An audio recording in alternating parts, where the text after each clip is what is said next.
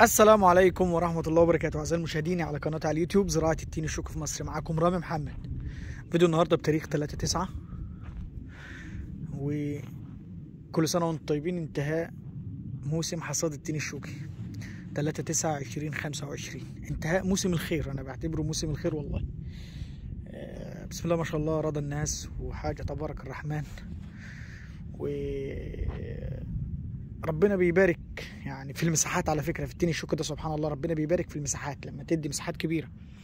فطبعا خلصنا حصاد، وكان الأسعار السنة دي العداية ما قلتش عن 100 جنيه، وكانت الدنيا تبارك الرحمن ماشية، والإنتاجية كويسة جدا. يعني مش كويسة الإنتاجية على فكرة، بس الأسعار كانت كويسة خالص.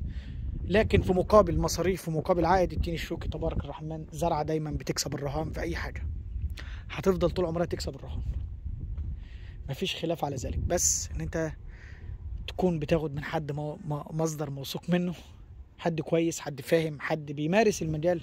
كلمة بيمارس المجال دي مهمة جدا على فكرة. مش اي حد يكتب اي بوست، اي تعليق، اي الكلام ده كله يقول لك انا ليا ومش كل ده هجس. اتعامل مع اللي فاهم واسأل اللي بيفهم، حتى لو مش هتاخد منه، بس اعرف ان الانسان ده عنده بيفهم في المجال، اتعامل معاه هيدلك على الصح لا محالة. دايما لما تحب تعرف نتيجة حاجة اسأل صاحب مزرعة، ما تسألش واحد على النت وخلاص وبقول حاجات كتير. فموسم الحصاد خلص وربنا يبارك، وادي احنا معانا عدة شغلنا. معانا عدايات اثار الحصاد اهي زي ما هي، عدايات القديمة. وادي المحابس اندهنت زيت محافظة عليها من الشمس وعشان تبقى كويسة جدا. واديك شايفة ادي التين الشوكي تم حصاده. طبعا الباقي الحاجات الصغيرة دي الجش نهاية الموسم. وادي السلم ده يا جماعة بنطلعوا بيه للشجر العالي على فكرة. الاشجار العاليه اللي احنا فيها اشجار وصلت 3 متر ارتفاع. السلم ده للجمع يعني، والكلام ده كله يعني الشجره كلها خير بتنجمع، وتستاهل ان واحد يطلع لها بسلم عشان تنجمع. فربنا يبارك.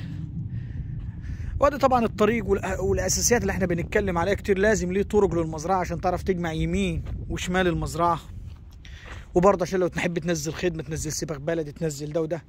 فالسنه دي موسم الحصاد تبارك الرقم. مش عايز اتكلم في ارقام بالنسبه للفدان طبعا، لان في ناس بتتكلم في التعليقات والكلام، فانا هريح نفسي. انا بكلمك عادي حقيقه وواقع، وهعرفك قيمه احنا ازاي بنهتم بمجال تين الشوكي عشان العائد بتاعه. ان انت تهتم وتصرف. يعني واحد يقول لي انا مش قادر اصرف، ما دي مشكلتك. انت طلعت من زراعات اخرى خربان وخربان وخربان وخربان، وتعاملت مع اشخاص ما عندهاش ضمير وضمير، هتلاقي نفسك خربان، حياتك بايظه. ايه اللي وارد؟ هتخسر. مش هيحصل. الزراعة ده بحر غويط. اشتغلت فيه صح وتعاملت مع ناس صح هتمشي صح. لكن انت بقى بتسمع ارقام على النت وعلى الفيسبوك والكلام اللي بيتقال والكلام ده كله اللي يعمل لك دراسة. اي حد واقعي بينفذ لك فيديوهات اعرف ان ده واقعي، بيكلمك على الواقع اللي هو عايش فيه. اي حد يكتب لك منشور والحوارات من دي اعرف كل ده هجس، طلعه بره حساباتك خالص. تمام. وبالمناسبة يعني أنا بعرفك يعني، وإحنا بننهي الموسم على طول لازم السباق البلدي يجي عشان نخدم، ندي اللي بيدينا خير، لازم نديله حقه. سباق بلدي بجنة محترم على أعلى مستوى زي ما أنت شايف كده عشان نخدم بيه المزرعة. فلازم تدي الحاجة حقها، وهي كمان هتديك. الزراعة بالذات اتعاملت مع حد فاهم واشتغلت صح ومشيتها خطوة خطوة، ربنا هيرضيك. في الزراعة اشتغلت بطريقة همجية، وطريقة بتدور على الأرخص، وبطريقة مش عملية، مش هتنجح ومش هتتقدم خطوة. أسعار السنة دي كانت كله سامعها. اللي كالتين على عربية السريحة شايف الأسعار، واللي اشترى من المزارع شايف الأسعار، واللي صاحب مزرعة شايف الأسعار وسمع الأسعار. مفيش حاجة مش كل حاجة مكشوفة وظاهرة على أرض الواقع. النت مظهر لك، والفيديوهات اديك قدامك، وانت شايف الفيديوهات قدامك على الطبيعه. فيا رب يكون، لان انا في ناس بتكلمني باشمهندس رامي من عندي التين، يا عم بتتعامل مع مين؟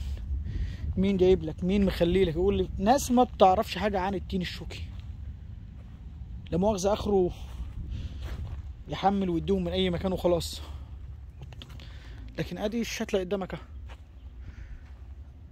زي ما انت شايف، وادي الانتاج، وادي المساحات. كلام كله عملي، بنكلمك من مزارع، كلام كله عملي. والمناسبة برضه عشان الإخوة بتوع الهجين ومش الهجين، برضه عايزين نحكي في حتة الهجين، نضيفها من ضمن الفيديو عشان بس محدش يضحك عليك برضه في حتة الهجين. معلش بس أنا عندي تين شوكة هجين، جمعنا الدورة الأولى وطلعت الدورة الثانية. أدي يا عمي يا سيدي طلعت تين جديد أهو، أدي يا سيدي. يعني أنا ممكن أصور لك شجرة زي دي وأقول لك والدور الثاني تبارك الرحمن وبقى 100 100 أهو، وبقى تمام أهو. ده كان ده رجوعة بتطلع في المزرعة طبيعية، ما فيهاش أي مشكلة خالص. وارد إنه يحصل كده للتين الشوكي. هل إحنا ما نقدرش نعمل كده؟ نقدر نعمل الفكرة دي، إن إحنا بس بنغير توازن المية أو برنامج المية، يبتدي يرمي إنتاج غير معاده. يطلع بقى الاخوه بقى اللي بيحبوا بيبيعوا الارقام الخرافيه ويقول لك انا عندي تين هجين. اوعى تصدق حد في مصر يقول لك عندي تين هجين، كدابين، ما يعرفوش الكلام ده خالص. زي ما انت شايف كده اهو، انتاج اهو لسه اخضر زي ما هو.